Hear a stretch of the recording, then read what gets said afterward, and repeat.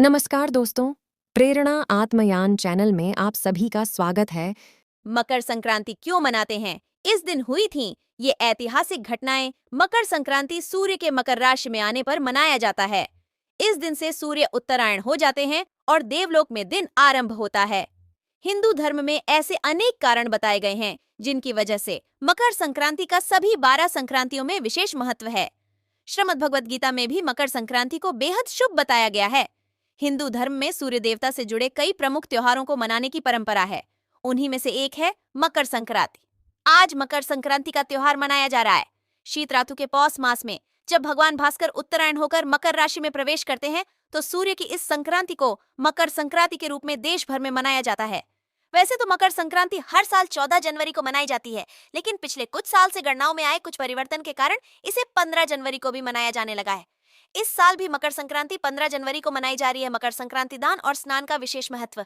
शास्त्रों में मकर संक्रांति के दिन स्नान, ध्यान और दान का विशेष महत्व बताया गया है। पुराणों में मकर संक्रांति को देवताओं का दिन बताया गया है।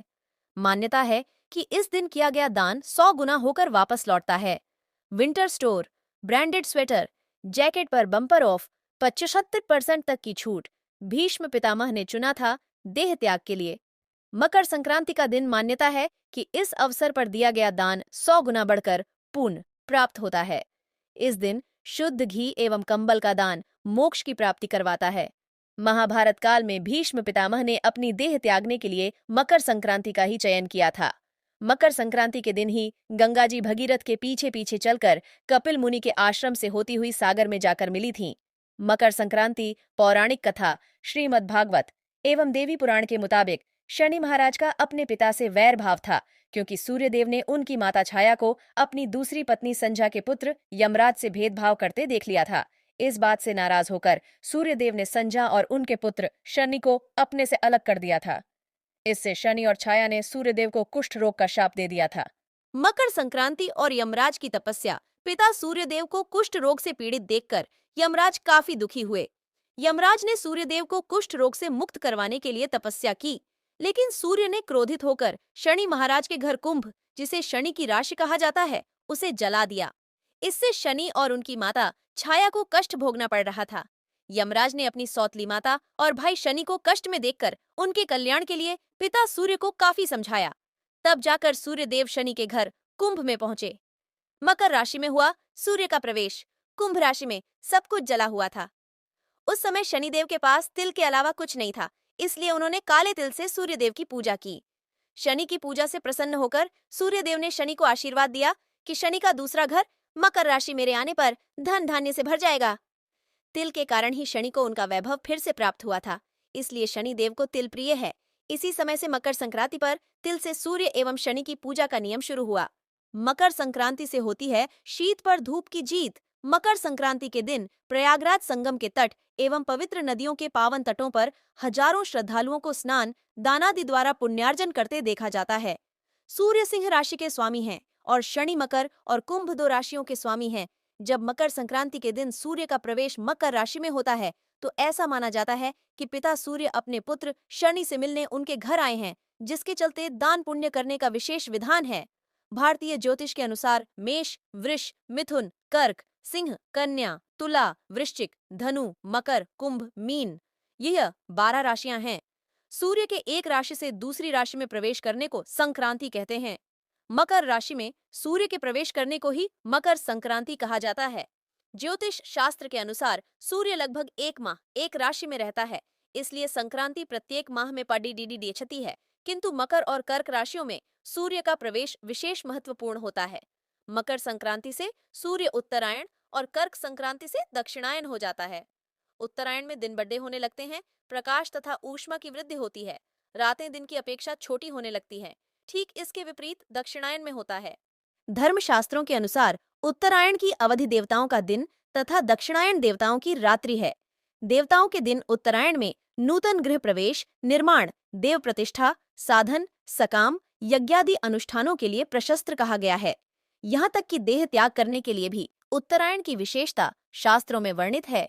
गीता में भगवान श्री कृष्ण कहते हैं, जो ब्रह्मवेत्ता योगी उत्तरायण सूर्य के 6 माह दिन के प्रकाश शुक्ल पक्षादि में प्राण छोड़ देता है, वह ब्रह्म को प्राप्त होता है। वैदिक काल में उत्तरायण को देवयान तथा दक्षिणायन को पितृयान कहा जाता था। उत्तरायण सूर्य का महत्व महाभारत का यह प्रसिद्ध आख्यान बताता है।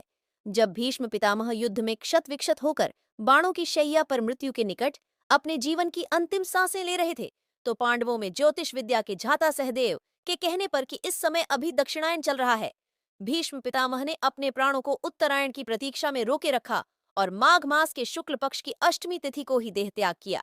ऐसी मान्यता है कि मकर संक्रांति के दिन यज्ञ में दी गई आहुतियों को ग्रहण करने के लिए देवता धरती पर अवतरित होते हैं। मान्यताओं के अनुसार इसी मार्ग से पुण्यात्माएं शरीर को छोड़ डाचकर स्वर्गादि लोकों में प्रवेश करती हैं। धर्मशास्त्रों के अनुसार इस दिन स्नान, पुण्य, दान, जप, धार्मिक अनुष्ठानों का बहुत महत्व है। कहा जाता है इस अवसर पर दिया हुआ दान पुनर्जन्म होने पर 100 गुना होकर प्राप्त होता है। पौराणिक ग्रंथों में तिल के तेल से स्नान, तिल का उपटन लगाना, तिल से होम करना, तिल का जल पीना, तिल से बने पदार्थ खाना और तिल का दान देना, ये 6 कर्म तिल से ही होना का विधान मिलता है।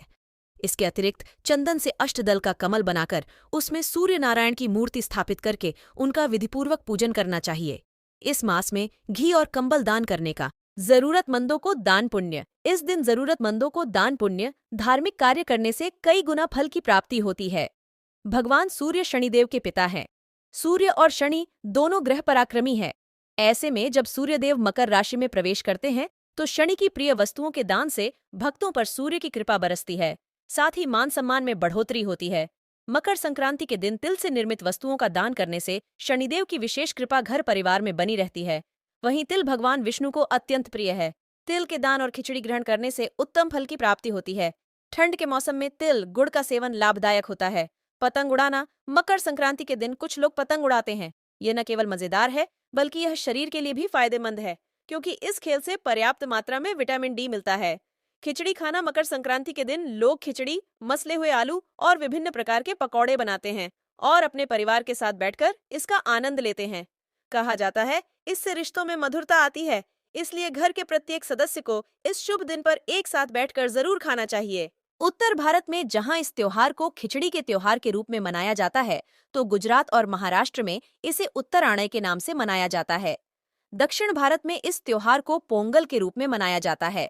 पंजाब में इसे लोहड़ी और असम में माघ बिहू पर्व मनाया जाता है। आइए जानते हैं मकर संक्रांति के त्योहार का महत्व क्यों विशेष माना जाता है। मकर संक्रांति का ज्योतिषीय महत्व। मकर संक्रांति के त्योहार का विशेष महत्व माना जाता है। हर साल मूल रूप से मकर संक्रांति 14 जनवरी को मनाई जाती है।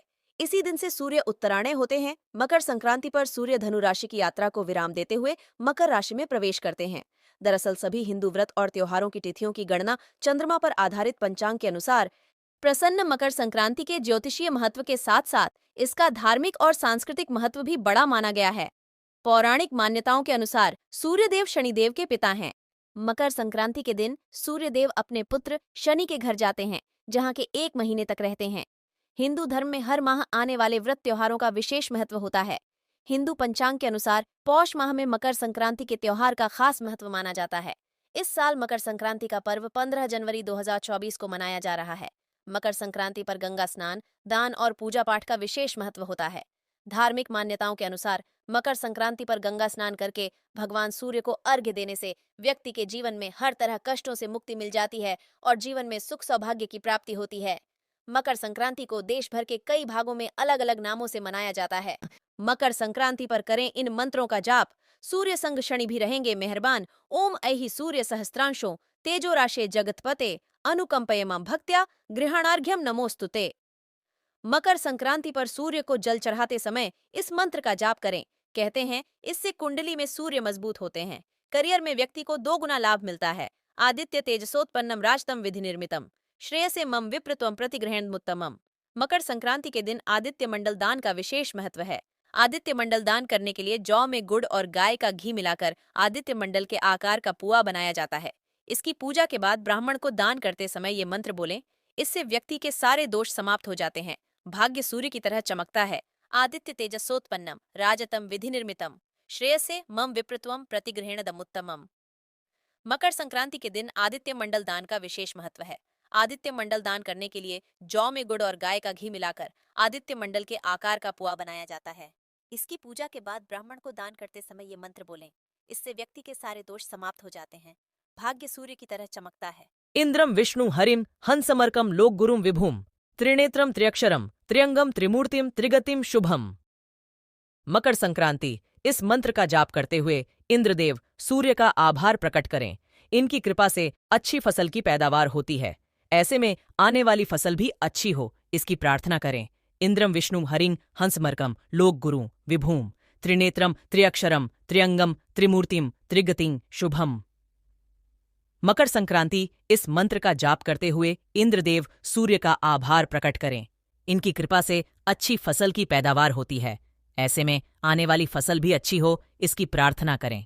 मकर संक्रांति शनि होंगे बेहद प्रसन्न। बस ये एक काम जरूर करें। मकर संक्रांति सूर्य की पूजा का त्योहार है। मकर संक्रांति पर शनि और सूर्य से जुड़ी इस कथा का जरूर श्रवण करें।